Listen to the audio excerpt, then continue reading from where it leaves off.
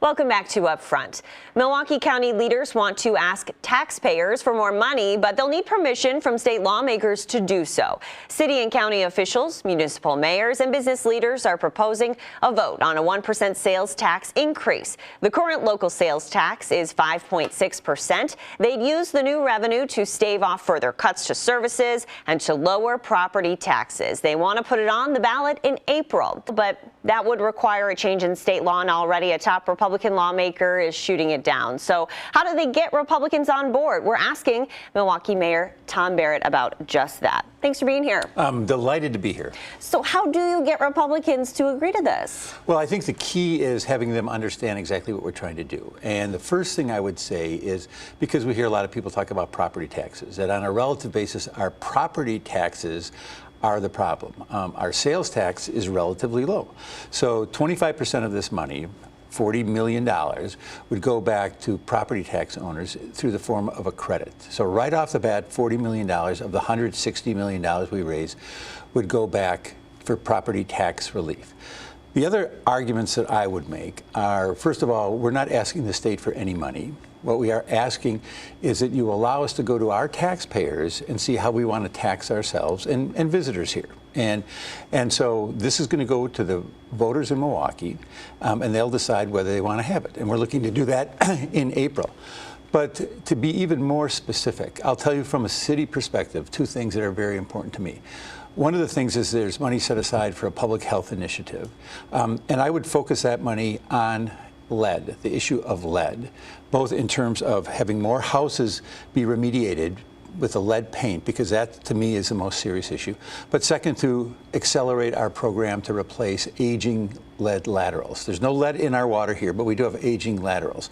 So this would allow us, for all Milwaukee County, but obviously the lion's share of the money would be spent in the city because that's where you've got the oldest properties, to deal with the lead issue. And the reason that's important to Republicans is because when Governor Evers proposed putting money in the state budget for lead laterals, the response from the Joint Finance Committee was, well, no, too much of that money would go to Milwaukee. Milwaukee should take care of that itself.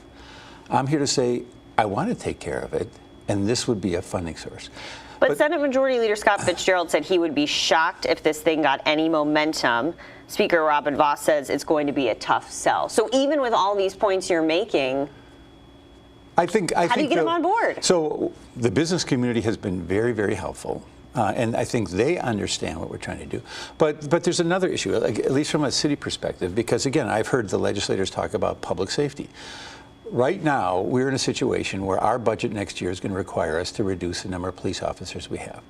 I do not want to do that.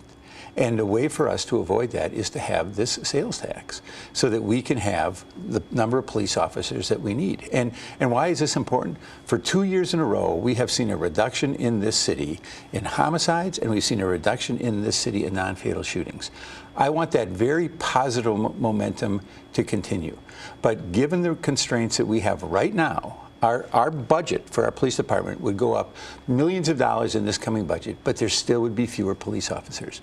I don't want that. I don't think the people in Milwaukee want that, and I don't think the Republican legislators want that. Why are you confident that voters would say yes, add a new tax? I think we have to explain it to the voters. I think the voters understand the challenges that we face as a city and as a county. Again, some of this would go to the county, some of it would go to the suburbs. I think people understand that when you have a sales tax, 25–30% of it is going to come from visitors. And we have more and more visitors coming from outside the state, from around the state. And of course, you have right now the largest metropolitan area with a lot of visitors. And so there are special issues that come when you have the largest metropolitan area in the state. We want that. That's a good thing for the state. And in many, many other states, you've got different treatment for the largest metropolitan area. We are, last time I checked, the only city in this country with a population of over 400,000 that doesn't have either a sales tax or a local income tax. We are just hamstrung because of the rules of the state. And again, I want to stress this. We are not asking the state for additional dollars. We're simply asking them to allow our taxpayers to make this decision for themselves.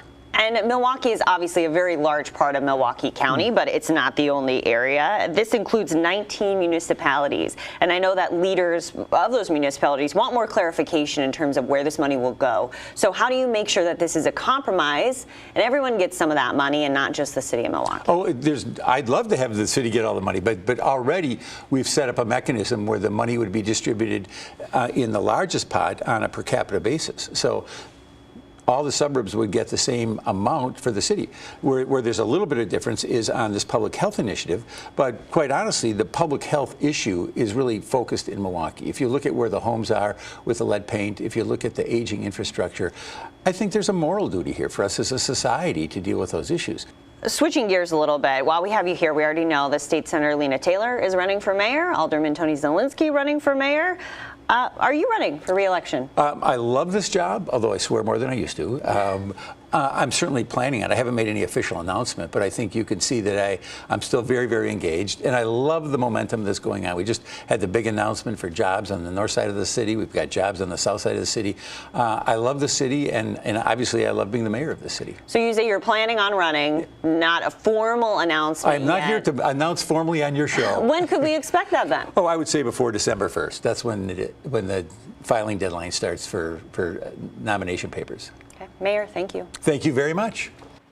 The races for 2 open congressional seats in Wisconsin are starting to take shape. In the 7th Congressional District, northern Wisconsin, State Senator Tom Tiffany announced his bid last week. The Minocqua Republican is the first to formally announce he's running for Republican Congressman Sean Duffy's seat. In the 5th Congressional District, State Senator Chris Kapenga of Delafield says he will run, but another prominent Republican will take a pass on it. Former state senator and U.S. Senate candidate Leah Vukmir says she will not run.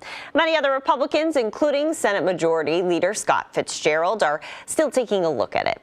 Our editorial partner, WisPolitics.com, keeps you up to date on who is in and who is out on their election blog at WisPolitics.com. Coming up, Democratic candidates for president debate in Houston. Matt Smith watched with some undecided Democratic voters.